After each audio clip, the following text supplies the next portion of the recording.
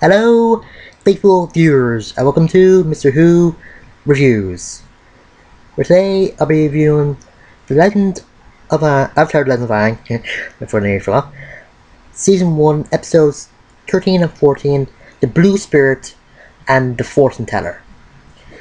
Now, The Blue Spirit takes place after Storm, and Sokka is sick.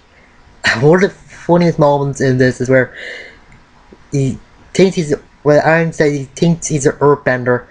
And he tries to earthbend, so just like take that, you rock. It just falls on his back on off it. It's just one of the funniest moments in the episode. And then Tara sneezes and Aang is worried that she might be sick as well. And the boy turned out like Sokka, probably funnier.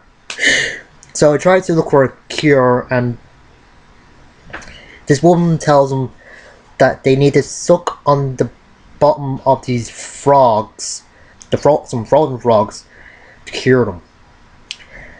And while he's looking for that, General Zhao is hunting him because he wants Zuko to get him first. And when he does capture him, he just puts him in chains, and he doesn't kill him. And if you're wondering, because he knows that if Aang is dead, he just reincarnate into the next element person, whatever, in the cycle. And while Aang is captured, he's saved by this guy in a mask called the Blue Spirit, one of the deadliest enemies of the Fire Nation. And man, the mask he's wearing cool, and it's way cool. Well, it looks way cooler than in the Sunland version, but what do you expect? And then Aang just loses the frog when he defrosts. And another funny moment, well, too, is when Katara asks Momo to get her some water, and you can actually see what Momo hears, or hear what Momo hears, like through his perspective, and it just sounds funny when you hear Katara speaking like Momo. It's just weird. And then another is he keeps bringing back some different stuff, like a crown, a plant, or something. And Socrates thinks looks called her Majesty. I love how when cartoon characters are sick, they're the most funny. Well, not all cartoon characters, just some mumble. It's just hilarious. Anyway, Aang and the Blue Spirit try to fight off General Zhao's army, and they make a pretty good team. But then the Blue Spirit threatens to kill Aang if they let him pass. And they do let him pass. And then when they're outside, one of General Zhao's soldiers fires an arrow at the mask. And turns out that the Blue Spirit is Zuko. To quote Samlan, what a twist! Anyway, Aang is just trying to decide whether or not to take Zuko or just to leave him to get captured. And you really see the turmoil in his face when he's deciding. It just looks good. And when Zuko wakes up, he sees Aang, and he also sees that he doesn't have his mask on. And Aang tells him about this friend he had 100 years ago, who was from the Fire Nation. And then he asks Zuko if he thinks that they could be friends, and he just fires a flame at him. It's just the type of reaction you expect from him. And then Zuko go back to the ship with his uncle, with Uncle Anna, and just go back to his room because he's tired. And Aang bring back gets more of the frogs that he needs for talking to Katara, and they suck on, and the reaction they get after their defrost is just great. It's just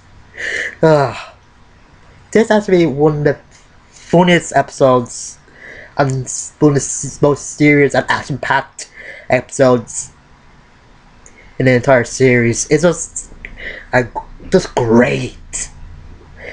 And the thing is, this is where Iroh sings this song about the seasons, and it sounds pretty good. And Mako really does have a good singing voice. Well, decent singing voice. I wouldn't say he would have been a star or anything, but it's decent. I give this a 10 out of 10. It's just great. Now, to one of the greats to one of the weirdest. Let's see what I'm to say. Oh, yeah. In the Fortune Teller, the Team Avatar meet this guy who's getting attacked by this platypus bear. Yeah, can I have a platypus bear, but not a bear pig, or a man bear pig.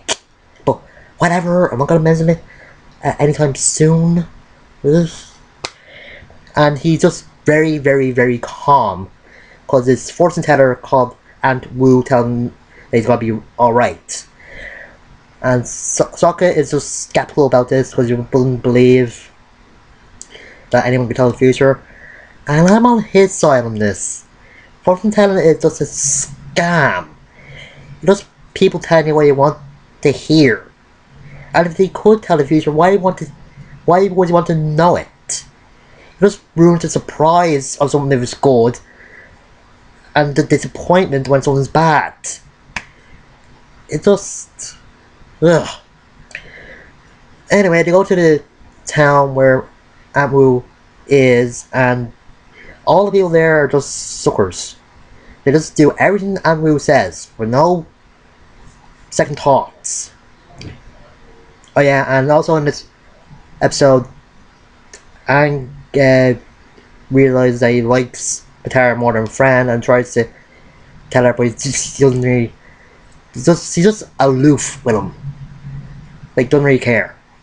The funny bit about this is Aunt Wu's assistant May likes Aang. And I think it's just because Aunt Wu said that he's gonna marry someone with big ears. It just... and he's Aang's aloof with her. It's just weird. And he starts stalking him and trying to get attention and... oh god. A lot of funny moments with her. And the character is looks pretty unusual as well, but... And the way Sokka is trying to get everybody to realise that I don't have to follow Aunt Wu or do what she says, it's just a little bit funny because he keeps shouting, and at the end when his eyes just twitching afterwards, just... ugh. And Katara is going full in on this, just wanting Aunt Wu to tell her future over and over again, and eventually she doesn't take her in. It's just... And turns out that the volcano that Aunt Wu said wasn't gonna erupt that year, it does erupt. I know we believe so when they tell him that it's gonna erupt and Aunt Wu was wrong. And it's just... jeez. It's just weird. Just a little bit weird. Like they don't believe Sokka that Aunt Wu is like a fake or anything, and they still don't believe him when he said that everyone was wrong. I had to believe him at one point, guys. You just have to. It's not like the boy who cried wolf. Or it could be the opposite of that. Yeah. Anyway, Aang steals Aunt Wu's cloud thing book thanks to May, and she just realized that Aang likes Katara and not her, and she just accepts it. And the look at Aang's face when she says she was stalking him, it's just... just a little bit funny. Not a lot, but just a little bit.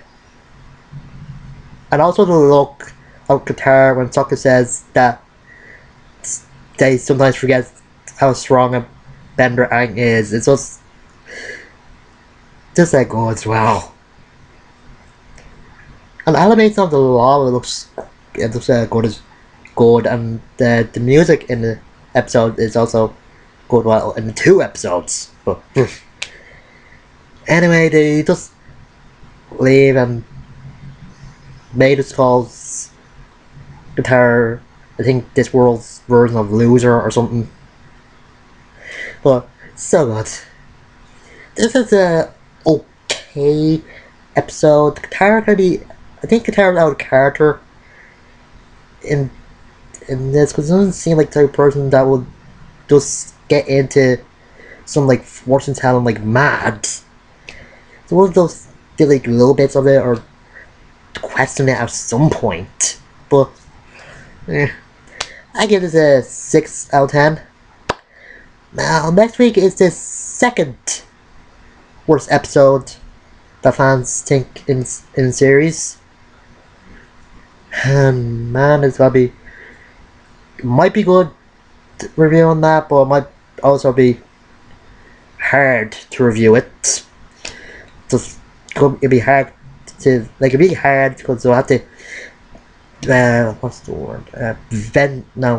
Bottle up my anger because I might want to punch the camera on this, but and another great episode after that. And until next week, I'm Mr. Who, and see you later.